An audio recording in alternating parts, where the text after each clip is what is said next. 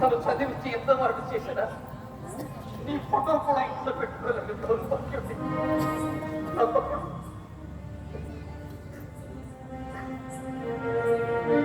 ఎవరు? నేనమ్మా.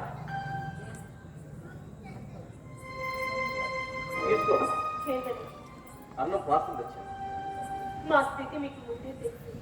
మా కోసం అన్నం తెచ్చారా? లేదమ్మా, శాస్త్రి మాస్టారు ఎవరో చెప్తే తీసుకొచ్చారా? మీ తమ్ముడి మీద ప్రేమతో తమ్ముడికి ఏమైందమ్మా? హాస్పిటల్లో ఉన్నాడు, అన్ని వాటిని వెతుకొస్తున్నా.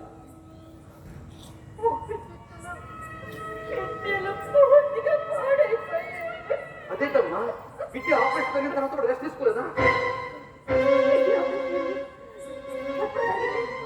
4 సంవత్సరాల క్రితం లక్ష్మికి బీపీ ఎక్కువ కళ్ళు తిరిగి పడిపోతే ఎత్తులే హాస్పిటల్కి తీసుకెళ్ళాం.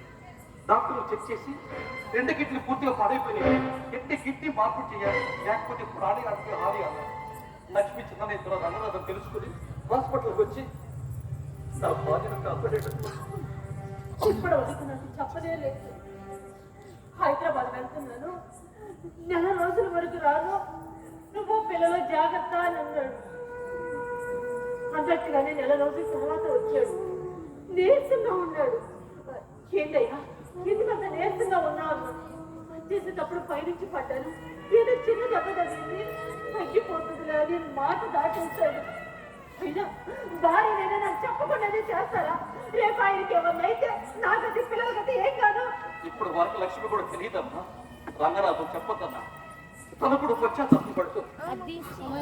తన పేరున ఆస్తిని నీ పేర నీ పిల్లలకి రాయించుకొస్తానని నీ ముందే వస్తామా?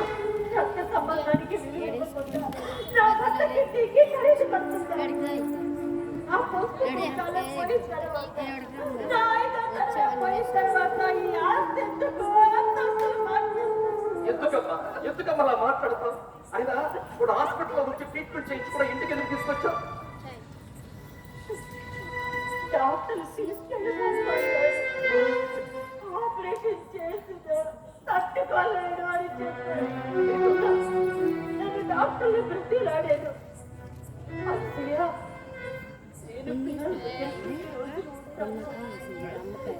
ఇంటికి తీసుకెళ్ళి హాస్పిటల్లోనే ఉండు అన్నాడు. ఇక్కడ ఉండలేకపోతున్నాను అనుసూయ. నన్ను ప్రశాంతంగా చనిపోని కాళ్ళు పట్టుకుని వాడు ప్రాణం మీద వచ్చేంత వరకు నాకెందుకు చెప్పలేదమ్మా? ఈ తమ్ముడు ఆత్మాభిమానం తమ్ముడు పిల్లలు ఎక్కడమ్మా? పిల్లలు మా అన్నగారు హాస్టల్లో చదువుకుంటుంది. ఆయన లోపల పడుకుంటాడు. తమ్ముడు ఏం పని చేసేవాడు?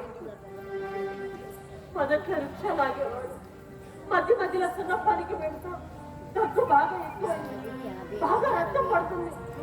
అందుకే నేను మానేపించి నువ్వు ఇళ్లలో పాచి పనికి వెళ్తున్నావా తల్లి?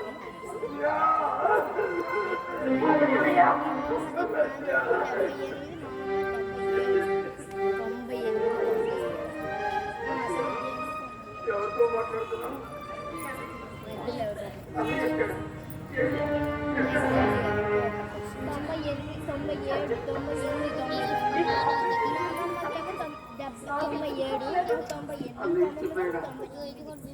ఆడదానికి భర్త చిట్టి ఇస్తానంటే ఏ ఆడది చేసుకుంటూ మా ఊరితో పాటు చదువు అసలు వస్తుందో ఎవరికి ఇచ్చారు? అమ్మ నాకు వదిలిపోయినా అన్నయ్య ఎక్కడ? అన్నయ్య అన్నయ్య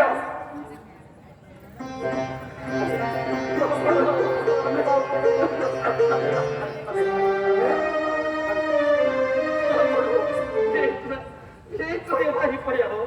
బాధపడకన్నయ్యా, లోపల కలిసి కోరి వచ్చినాడు కాస్త కొద్ది నా పిల్లలు బాగున్నారా? బాగున్నారు. చాలా సంతోషం అన్నయ్య. తండ్రి తర్వాత తండ్రి అంతటి వాడు. అమ్మ నా చిన్నప్పుడే నేను చూడకుండానే సరిపోయి నేను ఎలా బ్రతుకుతానని నాన్న నా కోసం తిరుగుతూ సరిపోయాను. ఇంకా నాకు చూడబుట్టిన వాడు నువ్వేగా అన్నయ్య. అన్నయ్య నువ్వు చూడకుండానే చచ్చిపోతాను అనుకున్నాను అన్నయ్య. చూశానన్నయ్య, తమ్ముడు చూశాను.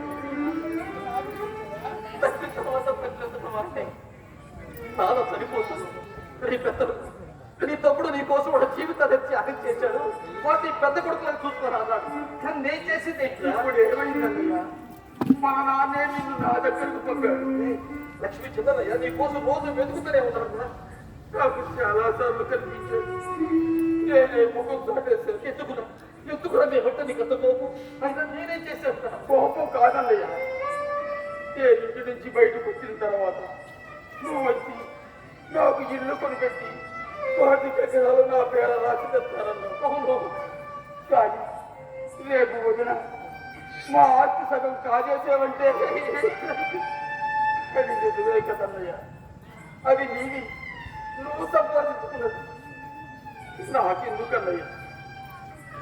ఏ తండ్రి అయినా బిడ్డల ఎదుగుదల కోసం చెమటలు చిందించి రక్తం దారబోతాడు. ఆ అవకాశం నీకు దక్కింది. అది నీ అదృష్టం.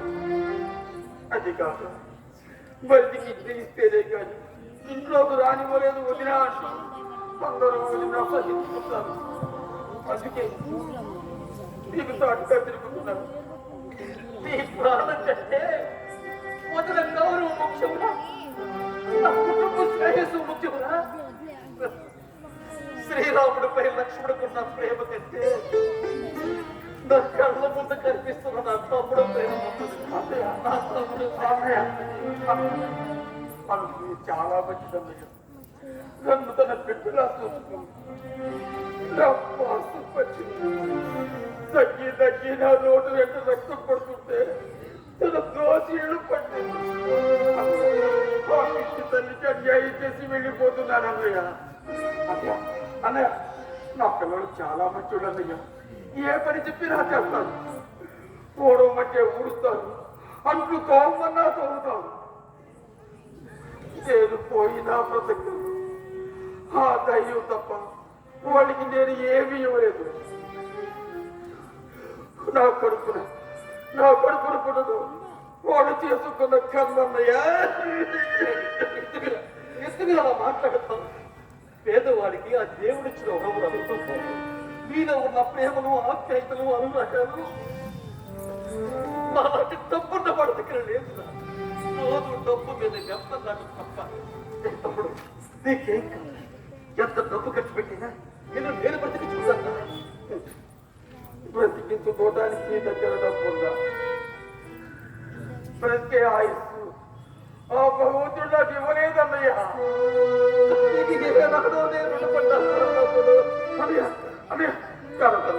నువ్వు బాధపడకన్నయ్య. తను క్షమించిన ఆస్తులు అంతస్తులు సంపాదించడంలో నేను ఎదిగానేమో కానీ నిన్ను అర్థం చేసుకోవడంలో నేను ఓడిపోయాను.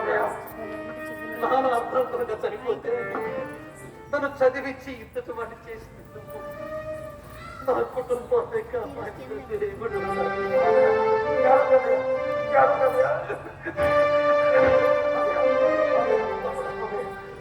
సంపాదించడం చాలా కష్టం. తమ్ముడు నేను నా పిల్లలకు కడుపుని దానం కూడా పెట్టలేకపోయాను.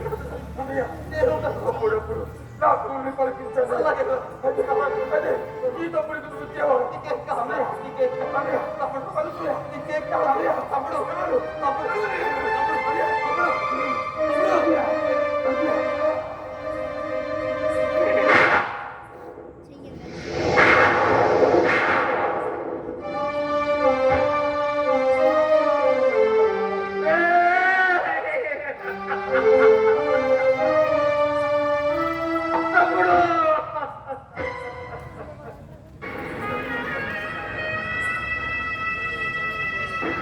మనిషిగా పుట్టడం చాలా తేలికరా.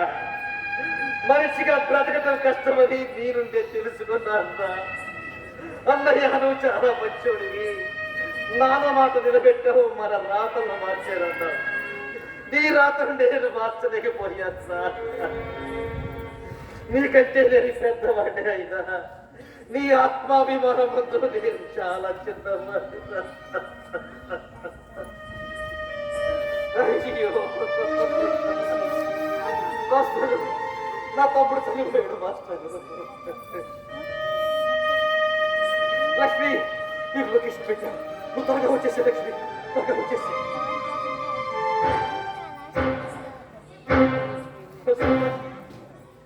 అనసూయ, అనసూయ,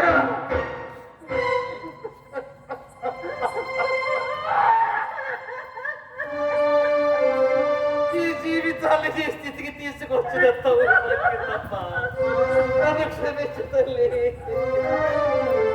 అమ్మా, మన ఇంటికి తీసుకెళ్దాం, మన ఊరికి పోతావులే అమ్మా. ఎక్కడికి రావు. ఎవరు డబ్బులు ఇవ్వరు. ఆయన అనాథ తీసుకెళ్ళిపోవటం నాకు ఇష్టం లేదు. ఆయన ఆస్తి నా దగ్గర ఉంది. ఆయన ఆస్తి నా దగ్గర ఉంది. నేను నమ్మి ఆయనకి అన్ని కార్యక్రమాలు ఇక్కడే చేస్తాను. వాడికి ఒక ఊరుంది, నేనున్నాను. ఇంకేం మాట్లాడతాం లేమ్మా. మేము రాము. ఆయన నాతో ఒక మాట తీసుకుంటారు. చెప్పమ్మా, వాడు నా తమ్ముడమ్మా. చెప్పటానికి ఏమీ లేదు. మా రాతే బాగోలేదు. మమ్మల్ని ఇలా వదిలేయండి. నా తమ్ముడు ఈ పరిస్థితిలో వదిలిపెట్టి నేను ఎలా వెళ్ళగలను తల్లి? ఇన్నాళ్ళు ఎలా ఉన్నారో అలానే ఇక్కడికి 10 కిలోమీటర్ల దూరంలో ఉండి కూడా ఒక్కసారి కూడా ఆయన చూస్తానికి రాలేదు. ఇప్పుడు ఎందుకండి ఈ బంధాన్ని కలుపుకుంటున్నారు? మమ్మల్ని ఇలా వదిలేయండి. నా తమ్ముడు శవాన్ని అడ్డు పెట్టుకున్న సాధించాల్సి ఉంది తల్లి. నీకు దండం పెడతానమ్మా. అయ్యో, మమ్మల్ని ఇలా వదిలేయండి. మమ్మల్ని వదిలేయండి. నీకు దండం పెడతాను తల్లి. ఈ స్థితిలో నా తమ్ముడు పెట్టి వెళ్ళలేదమ్మా. అనసూయ, నేను చచ్చిపోయిన తర్వాత మా అన్న ఇంటికి వచ్చి నిన్నో పిల్లల్ని తీసుకువెళతాడు. ఇంటికి రమ్మంటాడు. మన వాళ్ళకి కాదని వచ్చాం. మళ్ళీ పేదరికంలో వెళ్తే చీకొడతారు. పిల్లలు బాధపడతారు. మీరు ఎక్కడికి వెళ్ళొద్దని ఆయన మాట తీసుకున్నాడు. చాలు తల్లి, చాలు. ఇన్నాళ్ళు మీరు అనుభవించిన కష్టాలు చాలు. నా తమ్ముడు పిల్ల ఇక అనాథలుగా చూడటం నేను తట్టుకోలేదమ్మా. అమ్మా, పుట్టిన దేహంలో దహన సంస్కారం చేయటం పుణ్యమమ్మా. నా మాట కాదనుకు తల్లి. అయ్యో, ఆయనే లేనప్పుడు ఈ పుణ్యాలు ఎందుకు, ఊళ్ళెందుకు? మమ్మల్ని ఇలా వదిలేయండి. నేను నీ కాళ్ళ దగ్గరకు వచ్చేది ఇలా మాట్లాడుతున్నా. అమ్మా, అయితే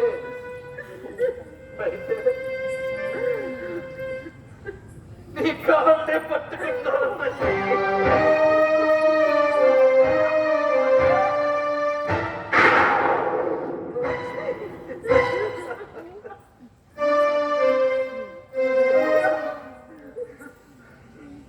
అయ్యో, నిన్ను ఇలా చూస్తానని కళ్ళు కూడా అనుకోలేదు.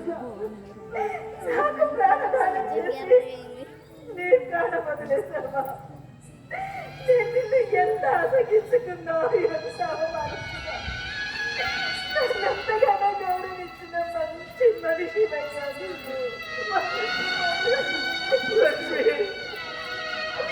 నా మామను అరుసయ్యాలను నిలదీసింది.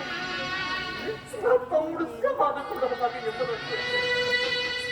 నా భర్త ఈశ్వరాన్నిచ్చి వాడు కాని కటికి నీళ్ళు నిలబడి ఉన్నాడు.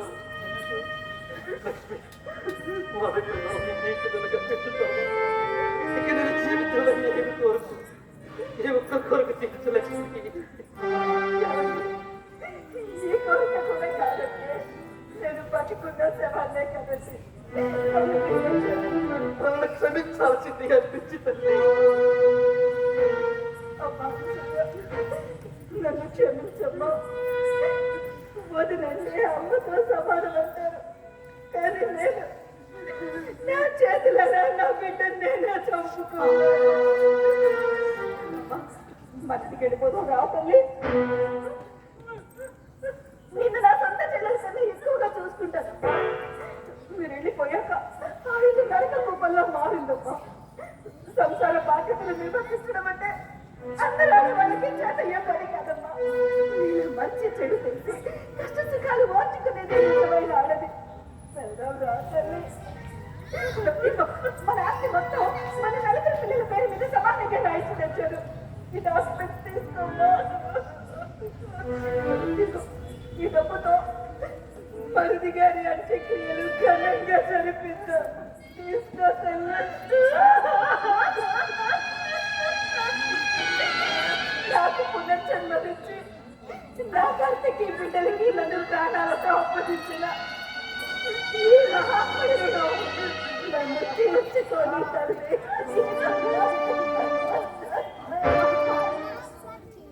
మీరు తప్పించెవరున్నారంట.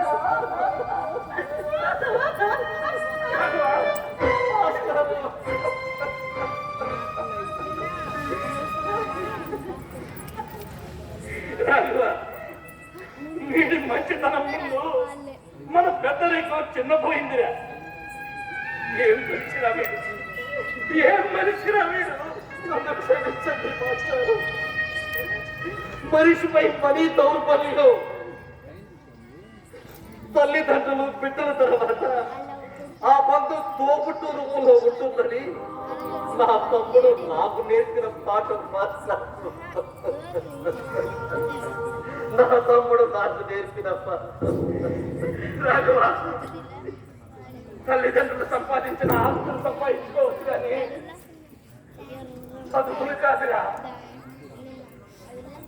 తమ్ముడికి పట్టం కట్టం కోసం అడవులు బాట పట్టిన అన్న శ్రీరాముడైతే అన్న పాదుకులకు పట్టాభిషేకం చేసి రాజ్య వైభోగానికి దూరంగా వనవాసిగా నారపట్టణంతో పట్టించిన వాడు భరతుడు.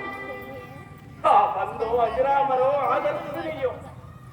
గజం స్థలం కోసం పీకలు పోసుకునే తోబుట్టువులున్న ఈ కాలానికి ఆ ఆదర్శం అతిశయోక్తిగానే ఉండొచ్చు. సాక్షాత్తు భగవంతుడే అన్నగా అవతరించి తోబుట్టువుల త్యాగం ఎప్పుడు చెప్పిన భరత భూమిరా మనది. ఆత్మిక సంబంధాల కంటే మానవ సంబంధాలు చాలా గొప్పవని చెప్తారు. ఎవరు ఆచరించరు, పాటించరు.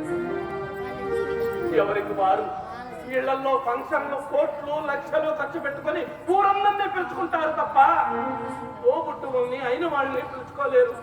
కనీసం వాళ్ళ బిడ్డలు ఇళ్లలో నుంచి తొంగి చూస్తున్నా కూడా పట్టించుకోరు.